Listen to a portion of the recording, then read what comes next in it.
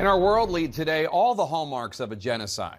Thousands executed, hundreds of thousands without food, in a conflict over the northern tip of Ethiopia, Tigray. Today, President Biden signed an executive order authorizing sanctions against parties involved, saying, quote, "I am appalled by the reports of mass murder, rape, and other sexual violence to terrorize civilian populations," unquote. Those reports are a direct result of the incredible work by CNN's senior international correspondent, Nima Elbagir. She's been documenting and uncovering the atrocities for months for us, and Nima joins us now. Nima, you saw these harrowing images with your own eyes. What is the status on the ground right now? Well, I have to warn our viewers that these images are incredibly graphic and disturbing, but they are important. What you see here is the bodies that we saw, that we were able to film, that showed victims tied using plastic cord and ropes. You saw very clear signs of torture on their bodies. It was very clear that they had been executed before they had been thrown into the water. And why that matters is between what we saw on the ground with the bodies and what we were able to figure out when we started analyzing satellite imagery of Humera town. You can see it here in this imagery.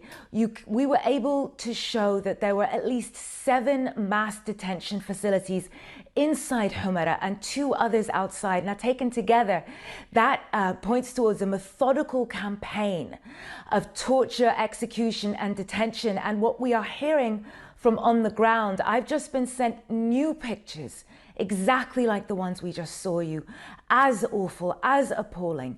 Since we were on the ground, within the last week, 8 more bodies, 8 more victims have floated downstream into Sudan, 6 of them bearing the same marks of torture and execution. So not only was this happening when we were there and has been happening for months, even today, Jake, it is still happening in Tigray, in Humera.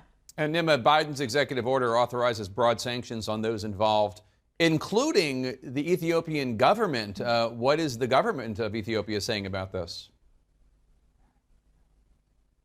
Well, I want to read you from what the Prime Minister Abiy Ahmed called an open letter to President Biden. And he said, "While threats to national, regional, and global security continues to be a key component of U.S. interests in many parts of the world, it remains unanswered why your administration has not taken a strong position against the Tigrayan People's Liberation Front." The TPLF, of course, are the previously ousted rulers of the Tigray region. What he's saying here, Jake, is that he is rejecting these sanctions. He's rejecting this call by the U.S. administration to grant not only a ceasefire in the region, but also incredibly important, unhindered humanitarian access. As you said, hundreds of thousands are starving because of this government's actions. And it seems that for now, they're saying that the US cannot force them to save the lives of their own people, Jake.